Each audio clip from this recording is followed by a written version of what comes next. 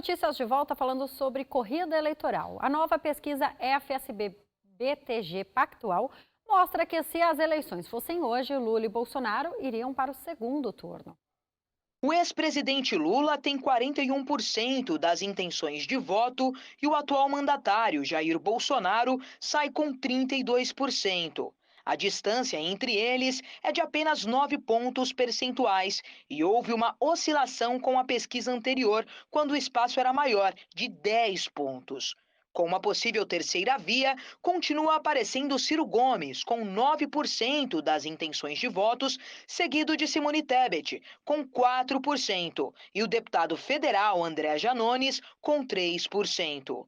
Os pré-candidatos Felipe Dávila, Vera Lúcia e Pablo Marçal possuem cada um 1% das intenções de voto. Brancos, nulos e os que dizem não votar em nenhum dos pré-candidatos somam 8%. A pesquisa BTG-FSB foi realizada pelo Instituto FSB Pesquisa por telefone entre os dias 8 e 10 de julho de 2022. O levantamento entrevistou 2.000 eleitores e a margem de erro é de 2 pontos percentuais. A Comissão de Assuntos Econômicos do Senado vai promover um debate amanhã com os ministros da Economia Paulo Guedes e de Minas e Energia Adolfo Saxida sobre os aumentos nos preços dos combustíveis e o risco de desabastecimento.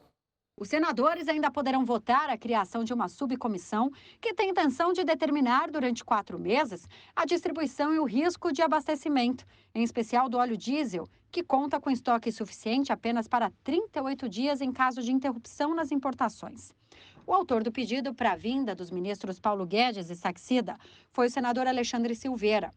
O parlamentar destacou que a recente baixa nos preços só foi possível porque houve uma aprovação do Congresso Nacional na redução do ICMS sobre os combustíveis, o que, na prática, retira dos estados recursos financeiros de outras áreas essenciais, como saúde e educação.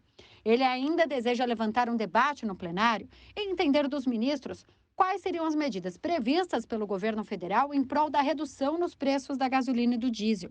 Sinceramente, nada que ele possa dizer nessa comissão, dizer ao povo brasileiro, vai minimizar os impactos nefastos da política econômica, pouco sensível à realidade nacional. Ficarei ao lado dele, com certeza, e até o aplaudirei, se ele conseguir trazer um horizonte para minimizar os impactos sociais tão graves que vive a sociedade brasileira hoje, não só por causa do aumento dos combustíveis, também por ele, mas em especial pela falta de compreensão da necessidade de socorrer miséria e fome.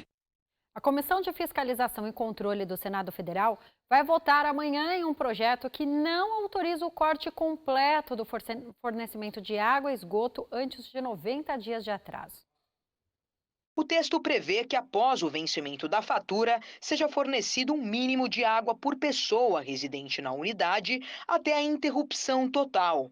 De autoria do senador Plínio Valério, a finalidade é garantir que, mesmo em caso de inadimplência, o fornecimento de água não seja imediatamente cortado. A ideia é que seja obedecido um prazo de 90 dias, a fim de que o morador e o usuário do sistema se reorganizem e façam um acerto de contas. Dentro do prazo estipulado, o fornecimento será reduzido ao patamar considerado suficiente pela Organização Mundial da Saúde para a sobrevivência do usuário e sua família. Depois do prazo ser esgotado e caso o usuário permaneça inadimplente, haverá a suspensão integral do fornecimento de água. A proposta será apresentada pelo senador Eduardo Braga e vai entrar em discussão no plenário do Senado para votação e debate entre os parlamentares nesta terça-feira. Um anestesista foi preso em flagrante por estupro de uma paciente durante uma cesariana no Rio de Janeiro. As cenas são revoltantes. Giovanni Quintela Bezerra foi filmado colocando penas na boca de uma grávida dopada para parto em um hospital. O médico anestesista Giovanni Quintela Bezerra foi preso em flagrante pelo estupro de uma paciente que estava dopada e passava por uma cesárea no Hospital da Mulher Eloneida Studer, em São João de Meriti, município da Baixada Fluminense. Nas imagens, a paciente aparece deitada na maca inconsciente. Um lençol estendido sobre 2 barras de ferro separa os demais médicos que fazem a cesariana de Bezerra, que está em pé próximo à cabeça da mulher. Em um determinado momento, ele retira o pênis de dentro da calça e o coloca na boca da paciente, enquanto olha para os lados seguidas vezes.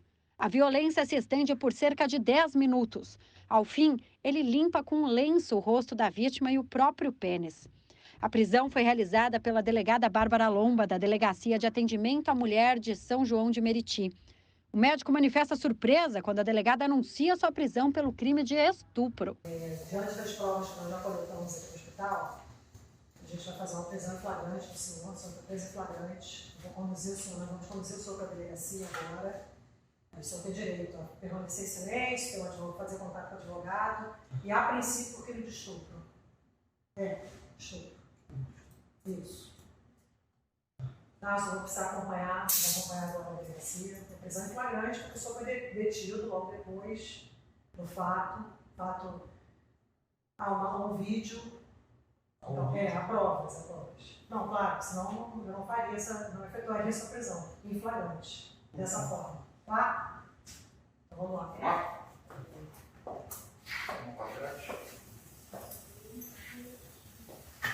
O hospital afirma que abriu uma sindicância interna para tomar as medidas administrativas e notificou o Conselho Regional de Medicina do Rio de Janeiro. Que ele pague pelo que ele fez, né? E a seguir, bombeiros ficam feridos em incêndio de grandes proporções no centro de São Paulo. E ex-chefão da Fórmula 1 é acusado de sonegação bilionária de imposto e vai a julgamento na Inglaterra. A RB Notícias volta já.